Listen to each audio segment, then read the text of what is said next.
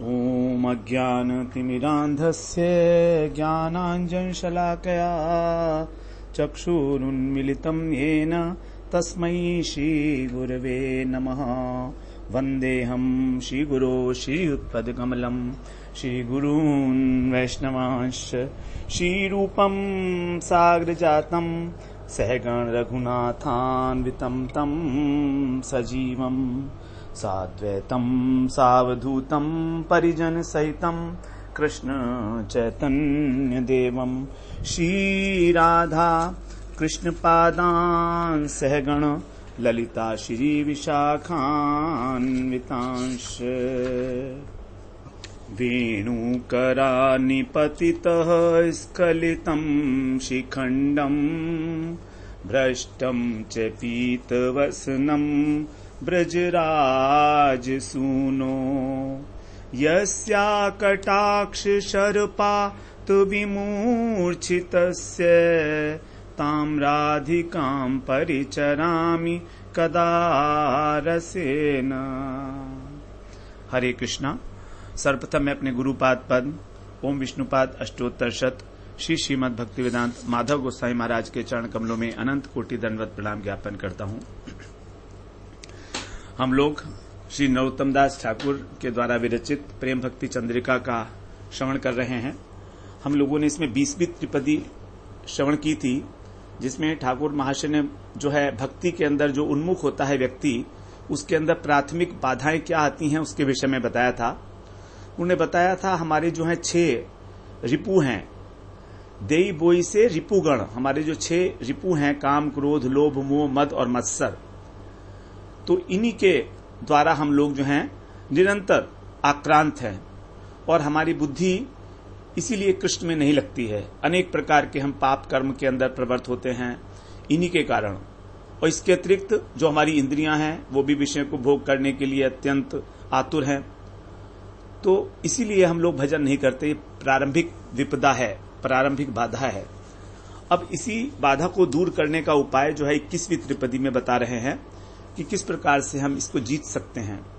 कहते हैं 21वीं त्रिपदी में, काम क्रोध लोभ मोह मद मात्सर्य दंभ सह स्थाने स्थाने नियुक्त करीबो आनंद करी हृदय रिपु करी पराजय अनायासे गोविंद भजीबो अनायासे गोविंद भजीबो।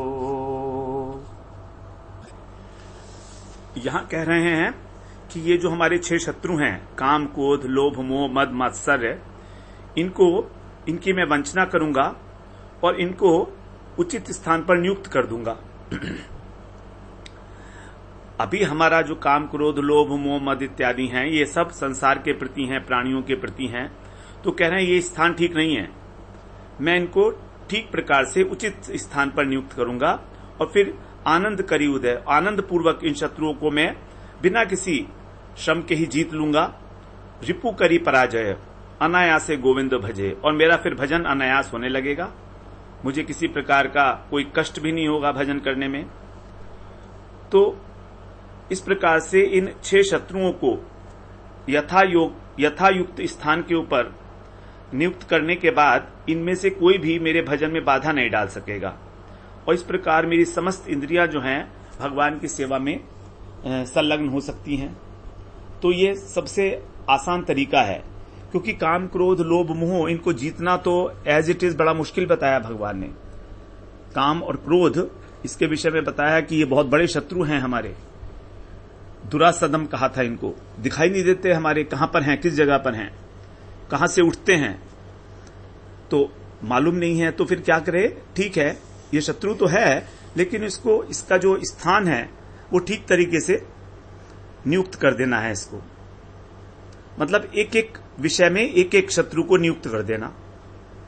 अब जो ज्ञानी लोग हैं, जो योगी लोग हैं, वे सभी अनेक प्रकार के साधन करते हैं, विवेक वैराग्य तितिक्षा शम दम इत्यादि, ये सब इसलिए करते हैं कि इन पर विजय प्राप्त करी जा सके।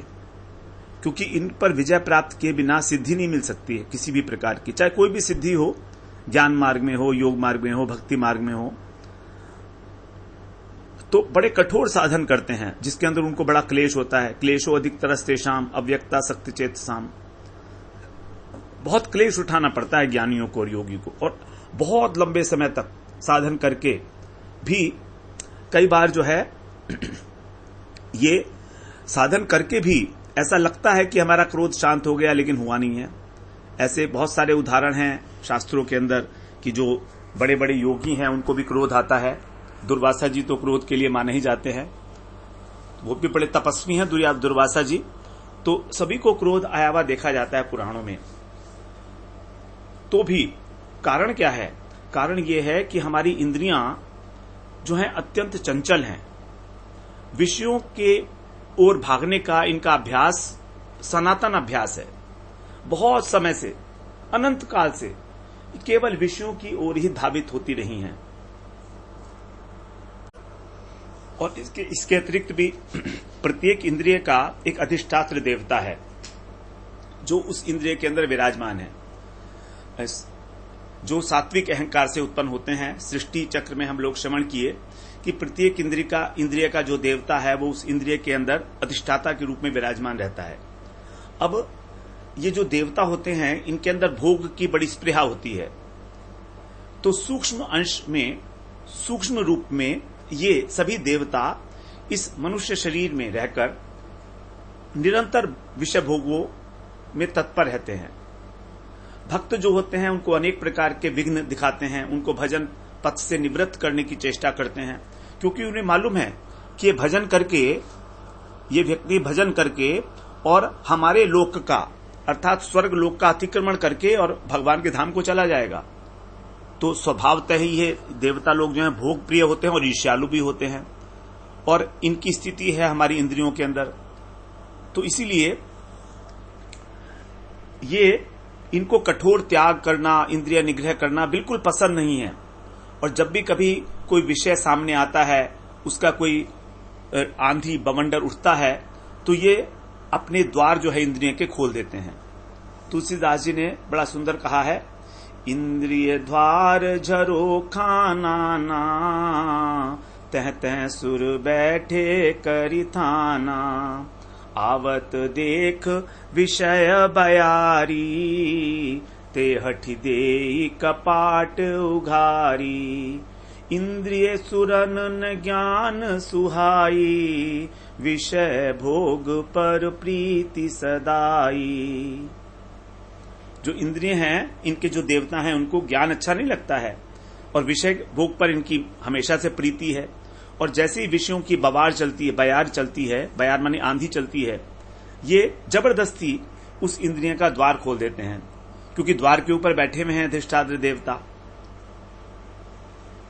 तो इस प्रकार से जब इंद्रिय के द्वार खोल देते हैं तो जो प्रबल विषय भोग की वासना है वो साधक के हृदय के अंदर पहुंच जाती है, और हृदय में जो उसके ज्ञान का दीपक जला हुआ था उस दीपक को बुझा देती है।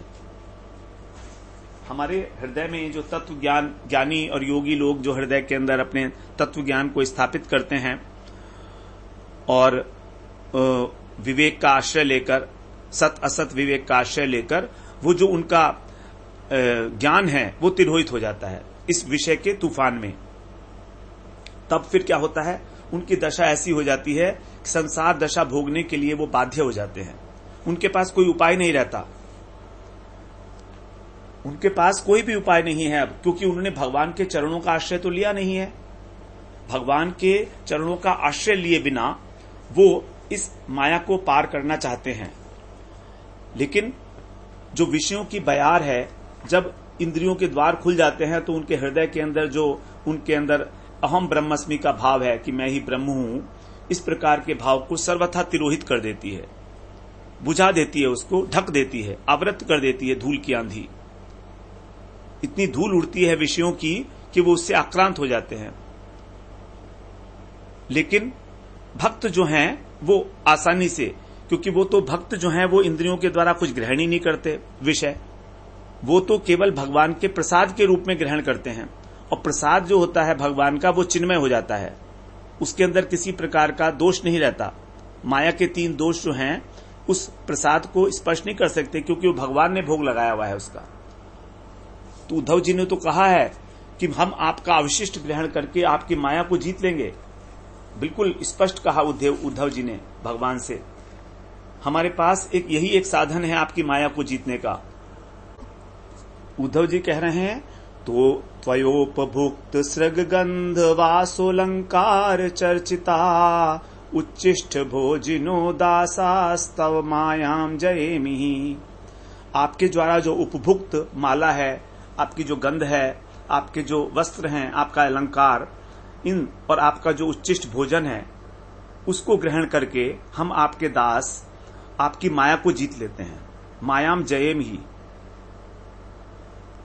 तो माया को जो है जीत नहीं पाते ये लोग, ज्ञानी लोग और योगी लोग।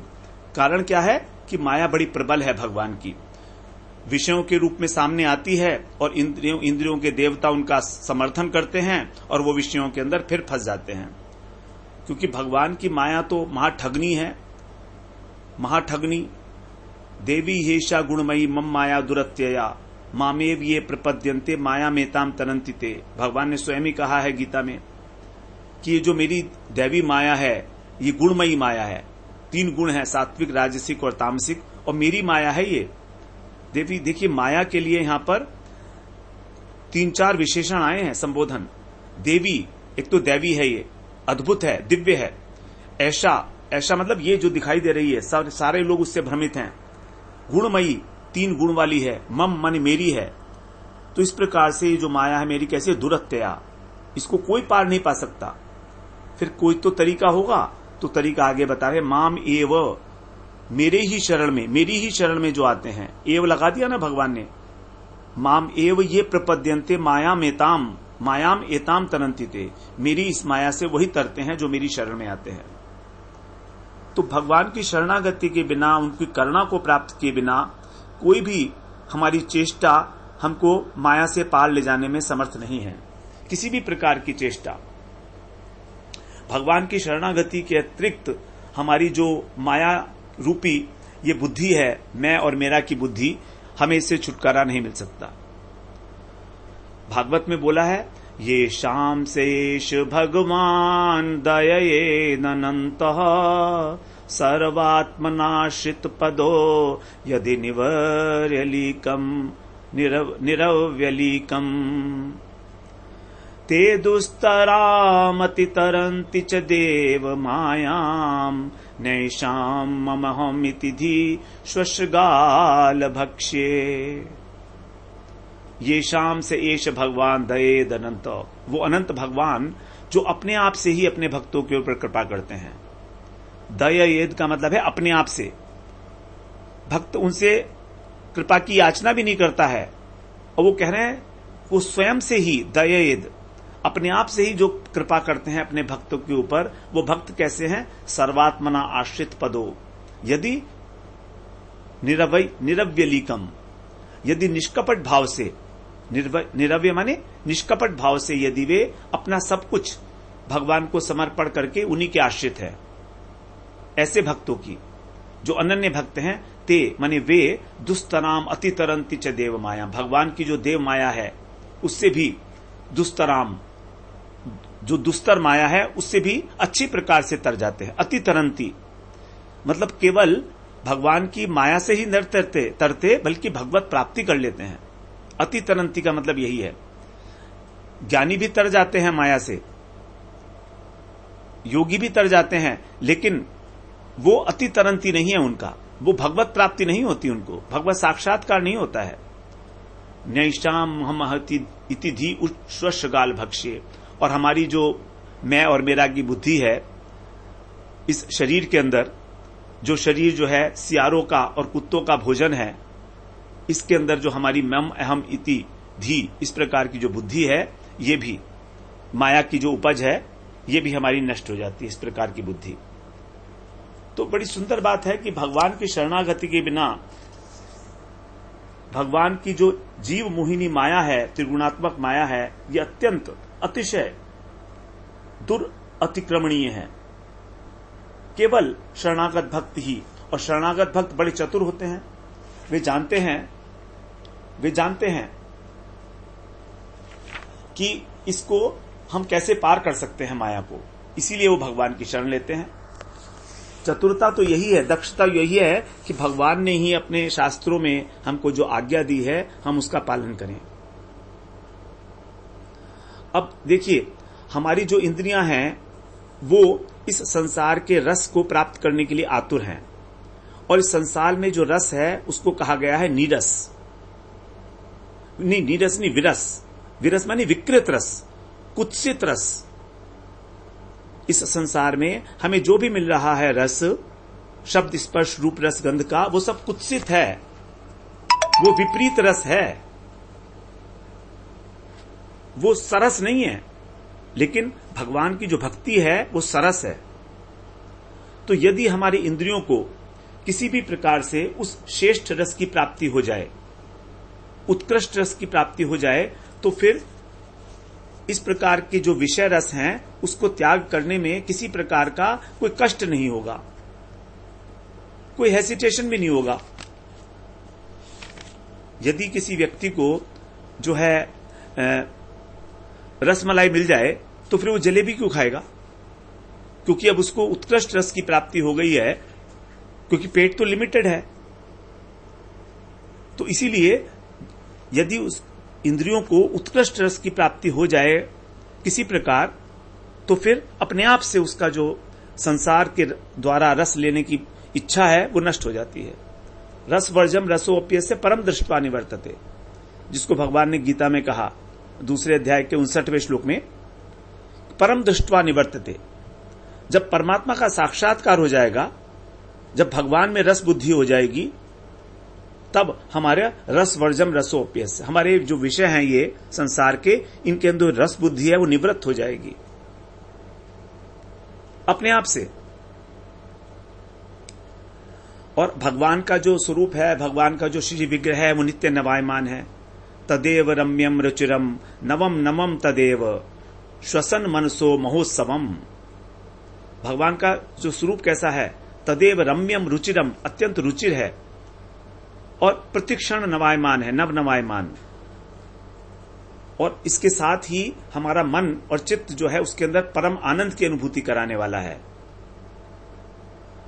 तो जब इस प्रकार का अनुभव हमें हो जाएगा, हमारे मन को, हमारी इंद्रियों को, तब फिर हमारे मन और इंद्रियां इस संसार के जो घृणित विषय रस हैं उनको सदा सदा के लिए त्याग देगा, क्योंकि अब उसको भगवान का जो माधुर्य रस सिंधु है उसमें उसकी एक झलक मिल गई है।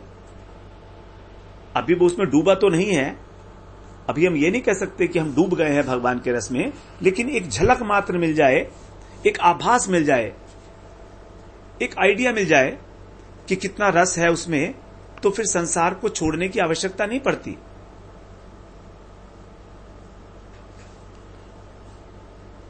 चैतन्य चंद्रोदय नाटक में एक बड़ा सुंदर श्लोक है इस संबंध में। उसमें लिखा है, संसार सिंधु तरणे हृदयं यदि स्यात् संकीर्तनामृत रसे रमते मनश्चेत प्रेमाम्बुधौ विहरणे यदि चित्तवृत्ति चैतन्य चंद्र चरणे शरणं प्रयातु। चैतन्य चंद्र चरणे शरणं प्रयातु।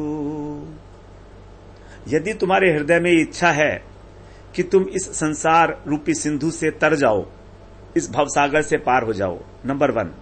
नंबर 2, यदि तुम्हारे मन में ये इच्छा है कि तुम संकीर्तन के अंदर भगवान का नाम लेते हुए तुमको जो भगवान के नाम में रस की अनुभूति हो और तुम इसमें हमेशा रमे रहो, यदि तुम्हारे मन में ऐसी इच्छा है। और नंबर 3, यदि तुम्हारा चित्त प्रेम रूपी समुद्र में विहार करना चाहता है, तब तुम्हें क्या करना है? चैतन्य चंद्र चरणे शरणम प्रयातु। भगवान महाप्रभु की, चैतन्य महाप्रभु की चरणों की शरण ले लो। मामेव ये प्रपद्यन्ते माया में ताम तरंतिते। भगवान के चरणों का आश्रय लेकर जो भक्त लोग हैं वो अनायास इस भव सिंधु से पार हो जाते हैं और साथ साथ उनको भक्ति की प्राप्ति होती है। जबकि ज्ञानी और योगी जो हैं वो केवल अपनी दुखों की आत्यंतिक निवृत्ति ही कर पाते हैं, उनको परमानंद की उपलब्धि नहीं हो पाती, सेवा सुख की अनुभूति नहीं हो पाती उनको। भगवान की सेवा में कितना आनंद है ये तो वही जानता है जो सेवा करता है, और भक्त ही इस बात को जानते हैं, क्योंकि भक्तों के अंदर सेवा प्रवृत्ति होती है। इस संसार में भी आपने देखा होगा कि हम जिसकी सेवा करते हैं, सेवा करके ही हमको आनंद की प्राप्ति होती है। एक माता है, अपने बच्चे को लाड प्यार करती है, उसको बड़ा आनंद मिलता है। क्यों मिलता है? क्योंकि उसकी सेवा करती है। पिता अपने बच्चे की सेवा करता है, अपने माता पिता की सेवा करता है बेटा, तब उसको आनंद मिलता है। पति पत्नी की सेवा करती है, पति पत्नी की करता है, इस प्रकार से सेवा से ही आनंद मिलता है। तो सुख का जो ऑफिस के अंदर भी तो हम लोग काम करते हैं, वहां पर तो आनंद नहीं मिलता, क्योंकि वहां सेवा का भाव नहीं है। निष्कपट सेवा, बिना किसी चाहत के, बिना किसी कुछ एक्सपेक्ट किए।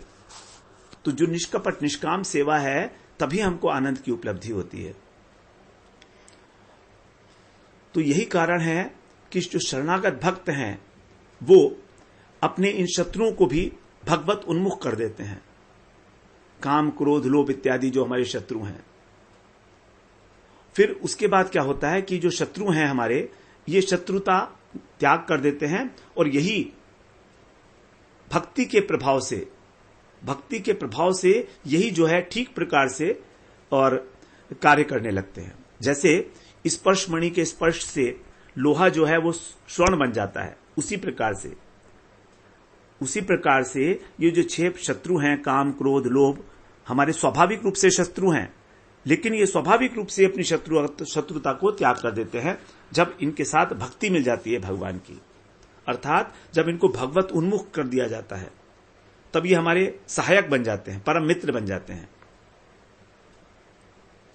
अब कौन बुद्धिमान व्यक्ति होगा जो ऐसे शत्रु के विनाश की इच्छा करेगा, जो उसका मित्र बनने के लिए तैयार है? शत्रु तो मित्र बनने के लिए तैयार है, बशर्ते कि हम उसको मित्र बना लें। तो उसको मित्र बनाने का हमें तरीका आना चाहिए, बस इतना सा है। यही शत्रु भक्ति के गुण से हमारा मित्र बन जाएगा। उसका धर्म परिवर्तन हो जाएगा। आश्चर्य की बात है, सब कुछ विपरीत हो जाएगा और फिर ये सेवा में योगदान करेगा हमारे को भगवान की। इसमें बताते हैं कि अरेर मित्रम विषम पथ्यम अधर्मो धर्मताम व्रजेत सुप्रसन्ने ऋषिकेशे विपरीते विपर्ययः। जिसके प्रति भगवान प्रसन्न हो जाते हैं उसका शत्रु भी मित्र बन जाता है और उसे विष जो है वो अमृत की तरह अमृतत्व प्रदान करता है, और अधर्म भी उसके निकट धर्म हो जाता है। इस प्रकार से जो सभी कुछ विपरीत होकर भगवान की सेवा में नियुक्त हो जाता है। तो इस प्रकार से हमें इस शत्रु को भगवान अपना मित्र बनाकर और भगवान की सेवा में नियुक्त कर देना है। और ये बात श्रीमद् भागवत पुराण में बड़ी सुंदर रूप से आई है, जब युधिष्ठिर महाराज ने प्रश्न पूछा नारद जी से। युधिष्ठिर महाराज ने नारद जी से प्रश्न पूछा कि ये जो शिशुपाल और दंतवक्र हैं, इनकी तो बचपन से ही भगवान के अंदर द्वेष बुद्धि थी। जब से तुतलाकर बोलते थे दोनों, तब से ही इनके अंदर द्वेष था भगवान के साथ, कृष्ण के साथ इनका द्वेष था। और उसके बाद भी जब भगवान ने सुदर्शन चक्र से इसका मस्तक काट लिया शिशुपाल का, तो उसकी जो ज्योति है वो भगवान में मिल गई। तो बड़ा आश्चर्य हुआ था युधिष्ठिर महाराज को। तब युधिष्ठिर महाराज ने नारद जी से पूछा कि ये तो जन्मजात द्वेषी थे, इनको भी भगवान की प्राप्ति हो गई, जो बड़े बड़े अनन्य भक्तों को भी नहीं मिलती है भगवान के। ऐसा कैसे हो गया? इस रहस्य को आप हमें बताइए। जबकि एक दूसरा उदाहरण भी है, राजा वेन भी बहुत दुष्ट थे, उनको जो नरक जाना पड़ा था, तो उनको तो भगवत प्राप्ति हुई नहीं थी, फिर उनको कैसे हो गई? तो देवऋषि नारद ये प्रश्न सुन के बड़ा प्रसन्न हुए और युधिष्ठिर को संबोधित करके उन्होंने कहा कि देखो, 7वें इस स्कंध में पहले अध्याय का 25वां श्लोक है। यहां बोलते हैं, तस्मात् वैरानुबंधेन निर्वैरेण भयेन च स्नेहात् कामेन वा युञ्ज्यात् कथंचिन्नेक्षते पृथक। चाहे बैर भाव से, तस्मात् बैरानुबंधेन, चाहे बैर भाव से हो, चाहे बैरहीन भक्ति भाव से हो, निर्वैरेण, चाहे भय से हो, चाहे स्नेह से हो, चाहे कामना से हो, कैसे भी हो, युञ्ज्यात्, यदि भगवान में जुड़ गया हमारा मन, यदि हमने पूर्ण रूप से भगवान में लगा दिया, तो फिर क्या होगा? कथंचिन नेक्षते पृथक, भगवान की दृष्टि से इन भावों में कोई भेद नहीं है। भगवान के लिए क्रोध, काम, क्रोध, लोभ, मोह, इनकी कोई महत्व नहीं है। तो महत्व किस बात का है? महत्व इस बात का है कि बस केवल भगवान में लग जाओ, ऐसा दृढ़ निश्चय कर लो, भगवान में ही लगेंगे और किसी से ना लगें। तो भगवान से ही क्रोध करो, भगवान से ही बैर करो, भगवान से ही जो है कामना करो, भगवान से ही भक्ति करो, भगवान से भयभीत हो। कंस जो है भय के कारण भगवान को प्राप्त किए। फिर आगे 26वें श्लोक में बोलते हैं, यथा बैरानुबंधेन मर्त्यस्तन्मयताम मियात् न तथा भक्ति योगेन इति में निश्चिता मति। नारद जी कहते हैं, देखो, मेरा तो मत यह है निश्चित रूप से कि मनुष्य बैर भाव से भगवान में जितना तन्मय होता है, भक्ति से नहीं होता है। बात ठीक भी है। हम लोग भक्ति करते हैं, कहां भगवान में तन्मयता होती है, कहां आवेशित होता है। लेकिन कंस कितना भयभीत था, सोते जागते उसको कृष्ण ही दिखाई देते थे। इसी प्रकार से जो ये जितने भी शत्रु हैं भगवान के, वो सब आवेशित थे भगवान से। जैसे दंतवक्र और शिशुपाल, ये बिल्कुल आवेश था इनके अंदर, बचपन से ही था कि हमारे बैर हैं। अब आगे कह रहे हैं, कामा द्वेषात् भयात् स्नेहात् यथा भक्त्येश्वरे मनः आवेश्य तदगम हित्वा बहवस्तद्गतिम गतः। कह रहे हैं बहवस्तद्गतिम गतः, बहव एक नहीं, अनेक अनेक लोगों को भगवत की प्राप्ति हुई है, अनेक लोगों को। कैसे हुई है? कामात, कामना के द्वारा, अनेक प्रकार की कामनाएं, द्वेष के द्वारा, भय के द्वारा, स्नेह के द्वारा। कैसे हुई है? जैसे कि भक्ति से होती है। यथा भक्ति ईश्वरे मनः। तो ये सारे के सारे इन सब के द्वारा अपने मन को भगवान में लगाकर और उनके सारे पाप जो है नष्ट हो गए। अघम हित्वा, लेकिन इन सब का आवेश भगवान में ही था, केवल आवेश्य। भगवान में आवेश हो जाने की आवश्यकता है वास्तव में, चाहे कैसे भी हो, भाव कोई भी हो। क्योंकि ये सब भाव तो भगवान ने कहा है 10वें अध्याय में गीता में कि मेरी विभूतियां हैं, मेरे तो दिए हुए हैं ये भाव। तो कोई बात नहीं है, तुम्हारे अंदर यदि भाव है तो उसको दृढ़तापूर्वक मुझसे लगा दो, तब तुम्हारा कल्याण हो जाएगा। क्योंकि भाव भी मैं हूं, लगाने वाला भी मैं हूं और लगने वाला भी मैं हूं। तो उदाहरण इसके लिए कौन सा है? आगे उदाहरण बता रहे हैं 30वें श्लोक में, 7वें स्कंद के प्रथम अध्याय के 30वें श्लोक में ही। गोप्य कामात् भयात् कंसो द्वेषाच्चद्यादयो नृपः संबंधात् वृष्णय स्नेहात् यूयम भक्त्या वयम विभो। गोपियों ने भगवान को कामना से प्राप्त किया, भगवान से जो है वो मिलने के लिए उनको तीव्र काम था, उनको उत्पत्ति हुई प्रेम से। भयात कंसो, कंस ने भय से प्राप्त किया। जहां देखो वहीं कृष्ण दिखाई देते थे, खाते पीते सोते चलते बैठते हर वक्त। द्वेषात चैद्यादयो चेदी नरेश, शिशुपाल और दंतवक्र, इन राजाओं ने द्वेष से प्राप्त किया। और संबंधात वृष्णय, जो वृष्णिवंशी थे, यादव लोग थे, उन्होंने परिवार के संबंध से भगवान को प्राप्त कर लिया।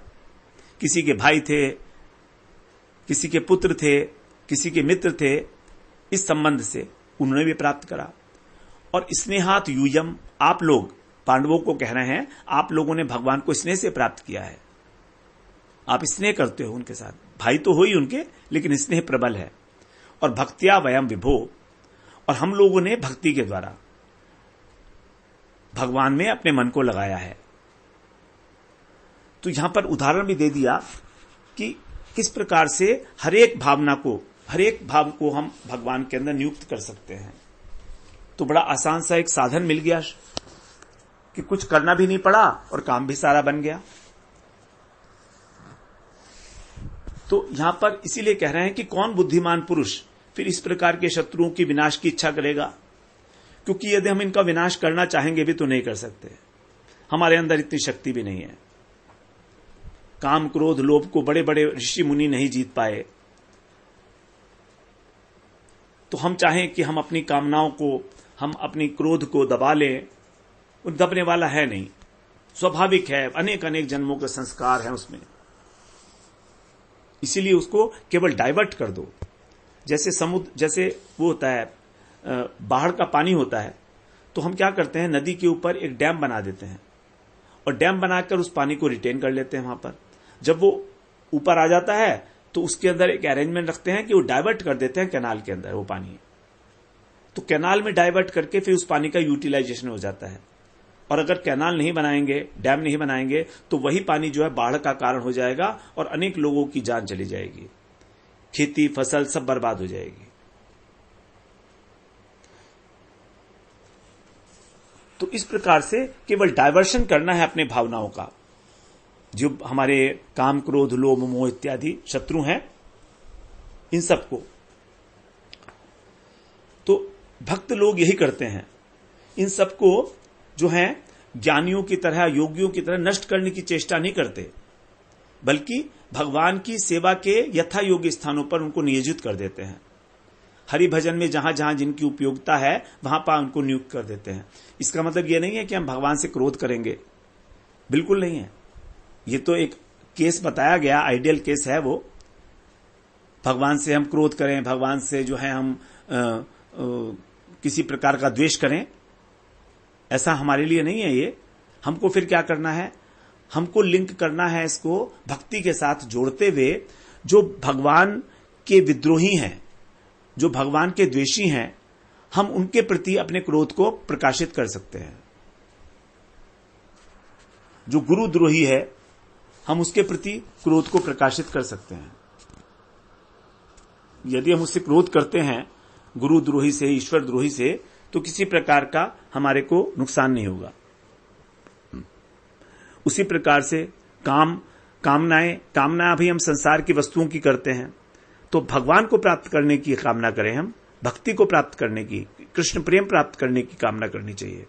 किस प्रकार से मैं उस प्रेम के लिए योग्य हो सकता हूं, कैसे, कितना भजन करूं, कैसे करूं, क्या करूं, कहां जाऊं, किससे मिलूं।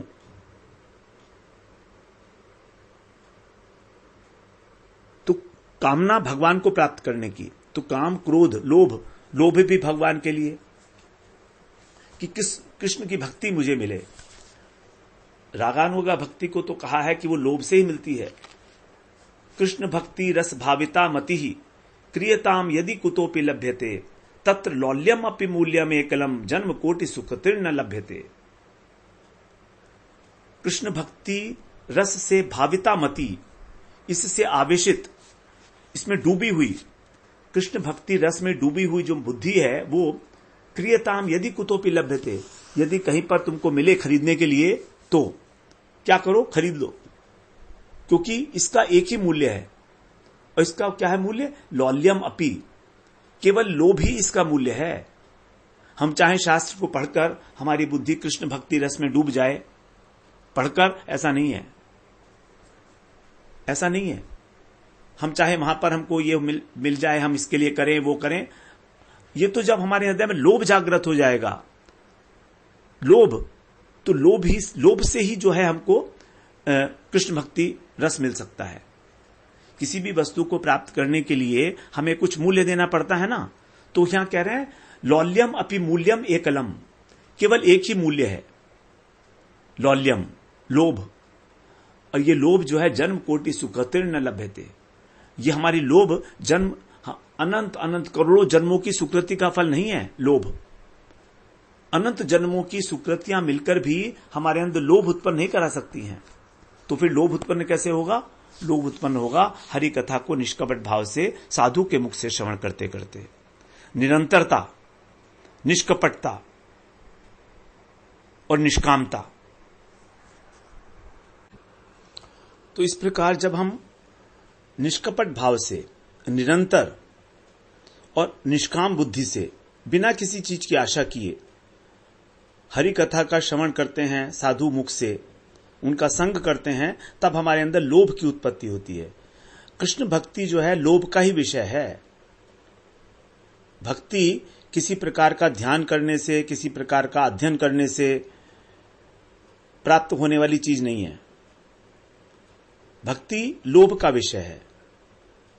यदि हमारे हृदय के अंदर लोभ जागृत हो गया तो कृष्ण भक्ति कर सकते हैं हम, और अन्यथा हम जो भजन जो करेंगे, भक्ति करेंगे, वो भक्ति कम और मैकेनिकल ज्यादा हो जाएगी, वो क्रिया मात्र होगी, उसमें प्रेम नहीं होगा। तो प्रेम हमको तभी होता है जब हम 3 चीजें लगातार ध्यान रखते हैं। एक नंबर 1 है निष्कामता।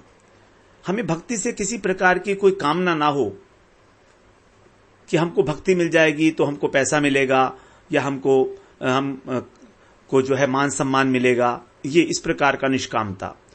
और निरंतर हमको सेवन करना है, साधु संग में श्रवण करना है, कीर्तन करना है, स्मरण करना है, भक्ति के अंगों का पालन करने में निरंतरता होनी चाहिए। निरंतरता भगवान को बड़ी प्रिय है, क्योंकि निरंतर से ही पता लगता है कि हमारी निष्ठा किस स्तर की है। निष्ठा का मतलब है कि हम अच्छे प्रकार से वहां उस जगह पर स्थित हो गए हैं, निश्चेष रूपेण स्थित होना। तो स्थिरता तभी पता लगेगी जब वो हमारे स्वभाव में आ जाएगा। और निरंतरता का मतलब है स्वाभाविकता। तो जब हम करते रहेंगे, अभ्यास करते रहेंगे, तो वो धीरे धीरे स्वाभाविक हो जाएगा।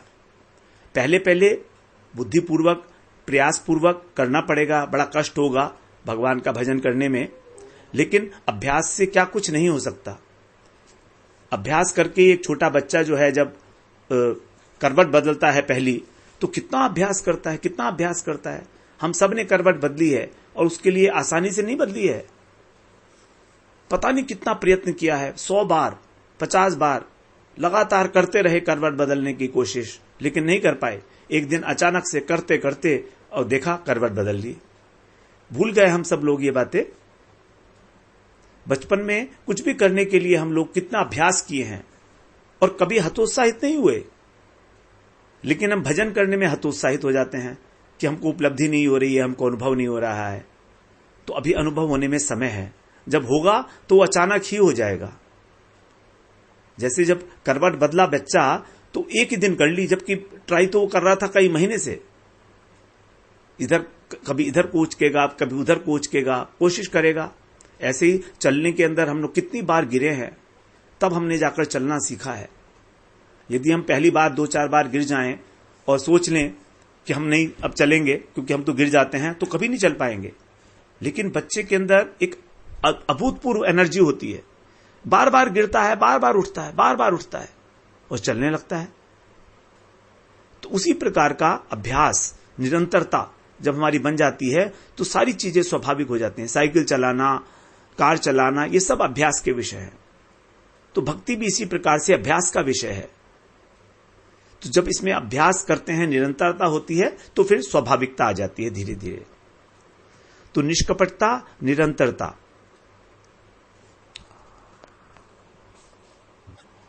और निष्कामता, ये तीनों चीजें।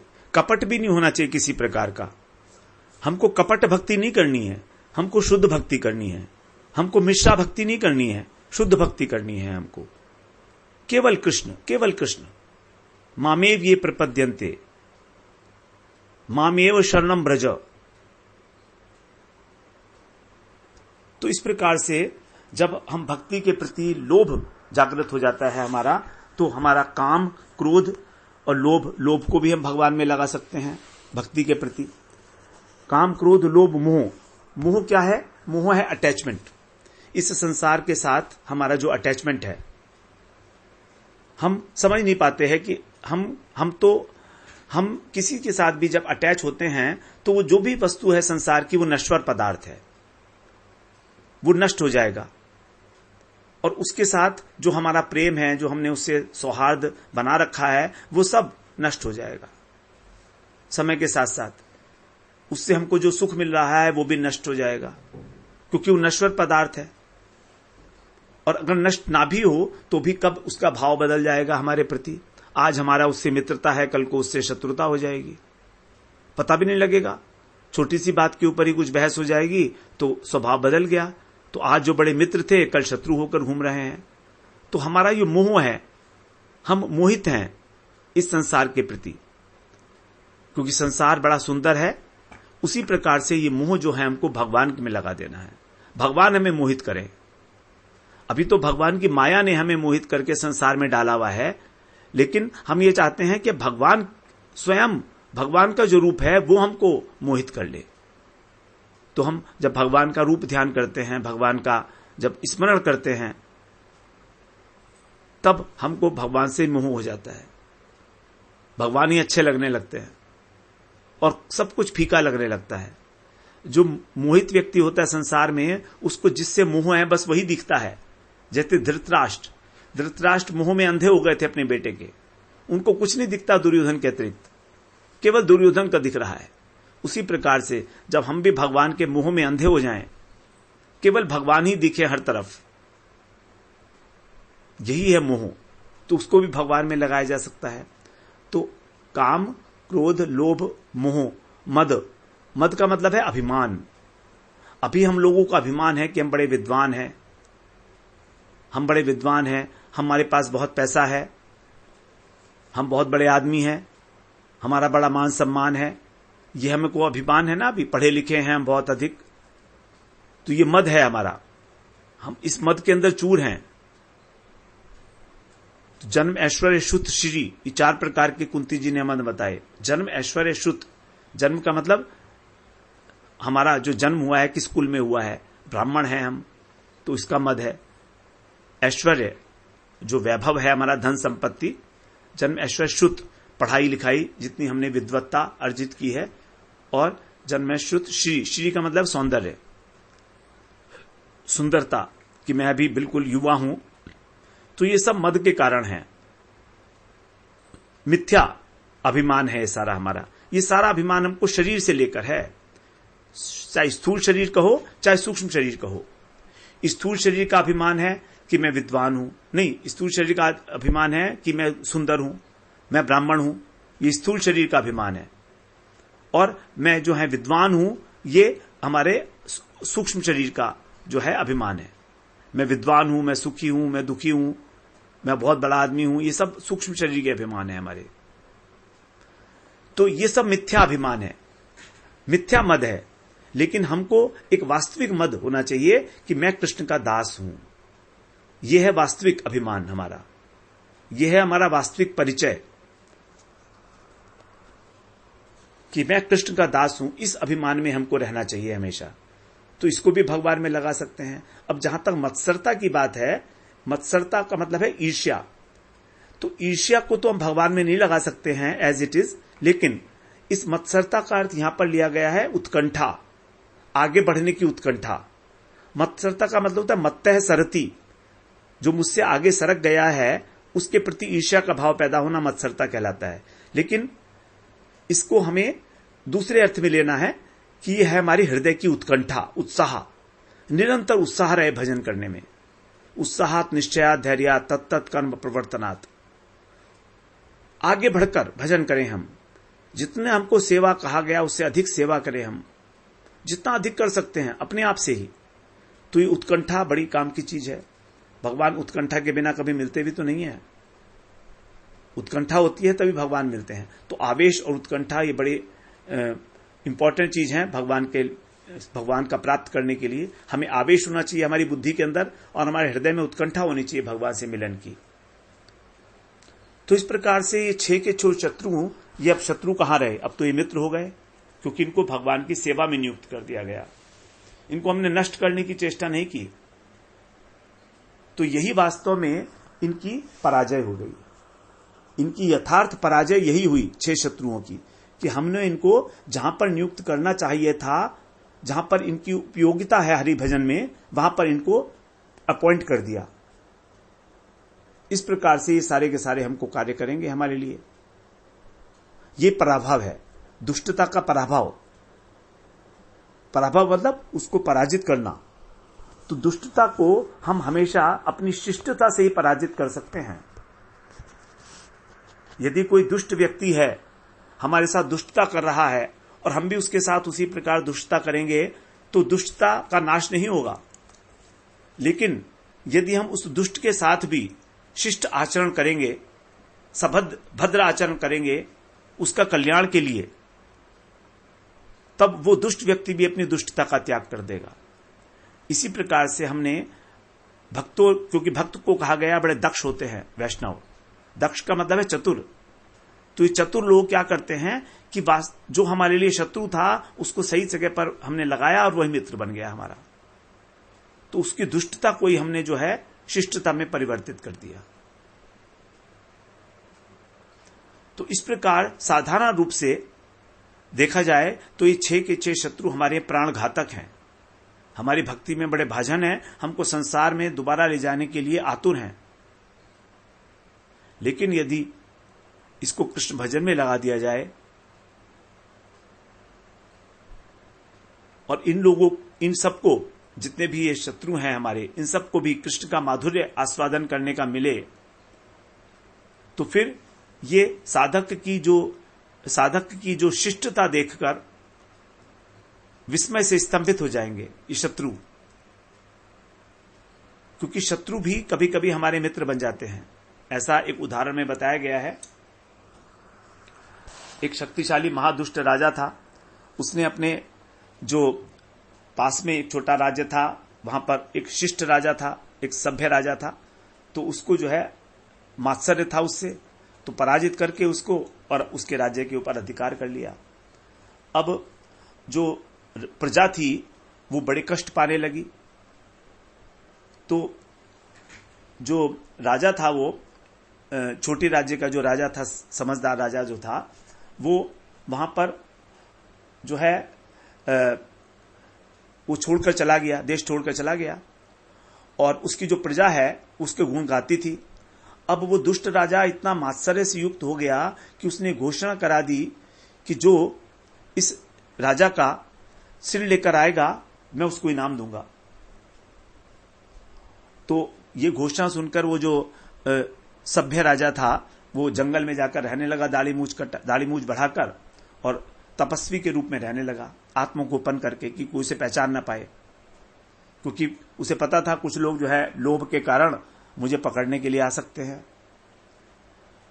तो एक ब्राह्मण जो है किसी समय अपनी कन्या का पानी ग्रहण करने के लिए उसको कुछ पैसे की आवश्यकता थी, तो वो उसी वन में जा पहुंचा और दैवयोग से उसी तपस्वी राजा से बात पूछा उसने कि राजा ने उससे बोला कि जो है आप किसको खोज रहे हैं। तो उसने बताया मैं उस राजा को खोज रहा हूं जो हमारे देश का राजा था, बड़ा अच्छा था, बड़ा वो था, शांत स्वभाव था और सबका मदद करने वाला था। तो उसने कहा कि वो आपको धन कैसे देगा, वो तो दे नहीं सकता, वो तो जो है राज्य छोड़ के चला गया है, भिक्षुक हो गया है, वो तो महात्मा बन गया है। तो उसने कहा ब्राह्मण ने कि यदि तुम उसके बारे में कुछ जानते हो तो मुझे बताइए, मैं जो है उससे मिलूंगा, और मुझे विश्वास है कि वो इतना वदान्य है, वो इतना उदार हृदय है कि उसके साक्षात्कार होने से मेरा अभाव दूर हो जाएगा निश्चित रूप से। अब उसको बड़ा आश्चर्य हुआ जो छद्म वेशधारी राजा था कि ये मेरे विषय में ही ऐसी बात सोचता है, मैं इसको कहां से धन दूंगा, मेरे पास तो कुछ है ही नहीं, लेकिन कितना बड़ा विश्वास है इसका मेरे ऊपर। तब उस राजा ने जो है, जो दुष्ट राजा था उसके महल में गया वो, और उससे कहा कि महाराज जो है आपने ये घोषणा की थी कि अमुक राजा का अगर सर लेकर आएगा कोई तो आपको उसको मुद्राएं देंगे, तो ठीक है, मैं ही वो राजा हूं और आप मेरा मस्तक काट लीजिएगा और मेरे पुरस्कार की जो राशि है इस मेरे साथी को दे दीजिए, जो ब्राह्मण है ये, इसको अपनी कन्या का विवाह करना है।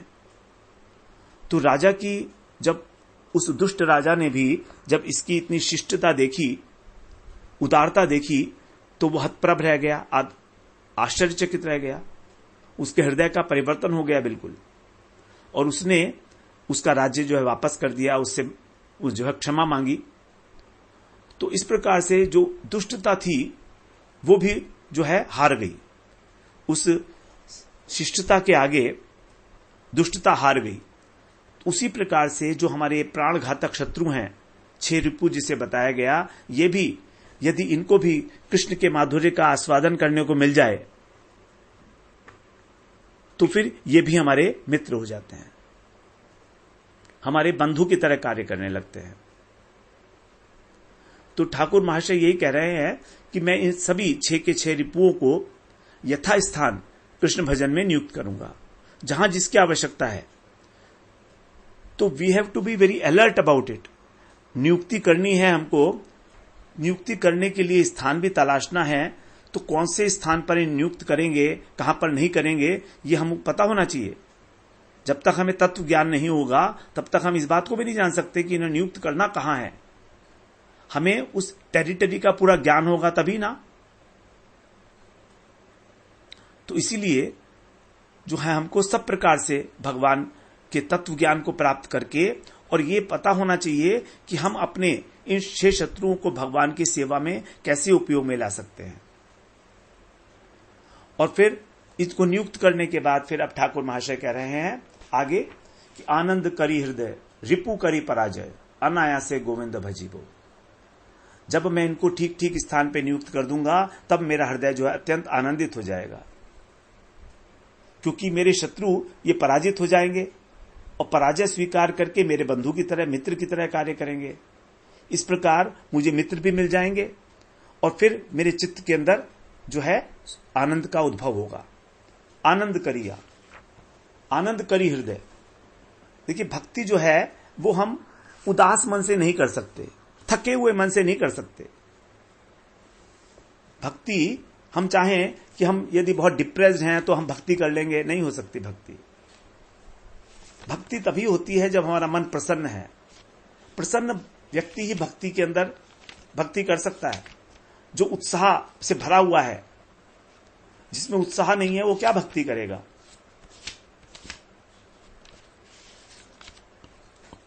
भगवान ने गीता में कहा है ये बात कि हमारी जो बुद्धि है, हमारी जो चित्त है, जब वो प्रसन्न होता है तभी हमारी बुद्धि एक निश्चयात्मक बुद्धि बनती है। हमारी निश्चयात्मक बुद्धि तभी बनती है जब हम प्रसन्न होते हैं। प्रसन्न चेतो सुयाशु बुद्धि पर्यवतिष्ठते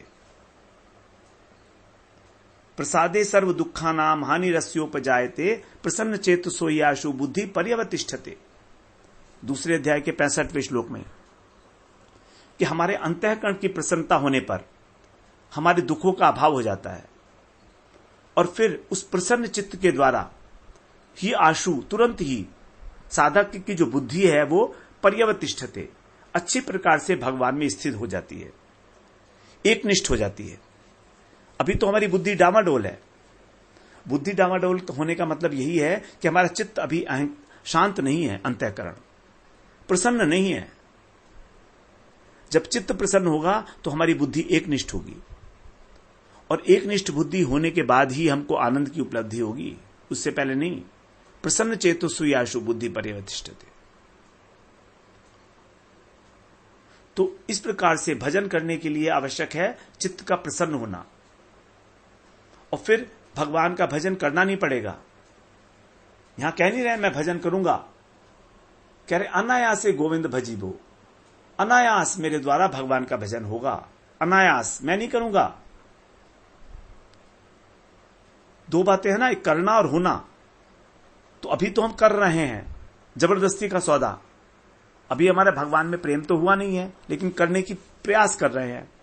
लेकिन जब हमारा चित्त प्रसन्न होगा, हमारी एक निष्ठा हो जाएगी, हमने अपने शत्रुओं को भी पराजित कर दिया, उनको अलग अलग स्थान पर नियुक्त करके उचित स्थान पर, तब फिर भक्ति अपने आप से होगी। It will happen by itself. तस्मात् योगी भवार्जुन, भगवान ने क्या कहा? तस्मात् योगी भवार्जुन, इसलिए तू योगी हो जा। ये नहीं कहा योगी बन जा। बनने में और होने में बहुत अंतर है। हुआ जाता है अंतःकरण से, गहराई से, हृदय की गहराई से, और बनने का मतलब तो ऊपर ऊपर से, बाहरी दिखावा। तो ऐसे तो बहुत भक्त बने हुए हैं, गले में कंठी है, तिलक है, सब चीजें है, हाथ में माला है, लेकिन शुद्ध भक्ति का तो कहीं अंदर नामो निशान दिखता नहीं है। तो हमें बड़ा जागरूक होना पड़ेगा, इसलिए कि कहीं हम भक्ति करने के चक्कर में ना पड़ जाएं। भक्ति को होने दें, और भक्ति अपने आप ही होगी जब हमारा अंतःकरण शुद्ध हो जाएगा, जब हमारा चित्त प्रसन्न होगा भगवान के प्रति, तो फिर भक्ति अपने आप होने लगेगी। अनायास, अनायास का मतलब ये स्वाभाविक रूप से हमारा भजन होने लगेगा। हम करना चाहें ना करना चाहें, जैसे गोपियों का अपने आप भजन हो रहा है। वो तो कृष्ण का चिंतन करना ही नहीं चाहती हैं। उद्धव से कहती हैं कि हमारा एक ही मन है, वो तो कृष्ण के साथ चला गया, आप बताओ तुम योग कहां से करें? तुम्हारे उपदेश तो सुने बड़े अच्छे हैं, लेकिन हम क्या करें? हमारा तो मन जो है एक ही मन था और भगवान में लगा है। तो उनका मन स्वाभाविक रूप से भगवान में लगा है, वो लगा नहीं रही है भगवान में अपना मन, बल्कि वो तो संसार में लगाने के लिए जो है उनको प्रयत्न करना पड़ता है। संसार में भी कुछ काम उनको घर के करने पड़ते हैं, तो प्रयत्न करना पड़ रहा है, उनको लगा के बुद्धिपूर्वक करना पड़ रहा है कि कहीं गलती ना हो जाए, डांट पड़ेगी। तो इस प्रकार से विषय व्यक्ति के जो विषय कार्य अभी आसानी के साथ संयम अनायास संपन्न होते हैं, वैसे ही कृष्ण भजन जो है वो स्वाभाविक हो जाएगा जब अनायास होगा। तो यही है अनायास भजन, बिना प्रयास के। भक्ति वही हो जिसमें किसी प्रकार का कोई बहुत एफर्ट ना हो, अपने आप से हो रही है, बिना उसके रहा नहीं जा रहा है। एक हमारी पैशन बन गई है, आवेश हो गया है उसके अंदर। इसी को कहा जाता है मय्यावेशित ध्यान। जो भगवान के अंदर धिया, हमारी बुद्धि जो आवेशित हो गई है, तो न कामे कामाय कल्पते, फिर उनका जो कर्म है उसमें किसी प्रकार का कोई बीज, कोई संस्कार नहीं बनता। भगवान ने कहा है कि यदि तुमने अपनी बुद्धि को मुझ में आवेशित कर दिया, सब प्रकार से मुझ में लगा दिया, तो फिर किसी भी प्रकार का जो काम करोगे, कर्म करोगे, तो उसके संस्कार नहीं बनेंगे। वो कैसे हो जाएंगे? जैसे भुना हुआ जैसे बीज होते हैं, भुने हुए बीज का कभी भी अंकुर नहीं फूटता। उसी प्रकार से जब भगवान के अंदर पूरी की पूरी आवेशित है बुद्धि, मय्यावेशित आवेशित ध्यान, तब फिर हमारे संस्कार नहीं बनते कर्म के, क्योंकि वो कर्म नहीं रहा, वो सेवा हो गई भगवान की। चाहे इस जगत में हो और चाहे भगवान की साक्षात सेवा हो, तो सेवा के रूप में ही ग्रहणीय है भगवान के द्वारा। इस प्रकार से यहां पर बड़े सुंदर तरीके से नरोत्तम दास ठाकुर जी ने हमें बताया कि इन 6 शत्रुओं का हमें बड़े आसानी के साथ हम किस प्रकार इनको नियुक्त कर सकते हैं। यद्यपि यहां पर हमें किसी प्रकार का क्रोध नहीं करना है, क्रोध और द्वेष भगवान के प्रति, केवल जो विद्वेषी हैं उनके प्रति ही इस प्रकार का भाव रख सकते हैं। वांछा कल्पतरुभ्यश्च कृपा सिंधुभ्येव च पतितानां पावनेभ्यो वैष्णवेभ्यो नमो नमः।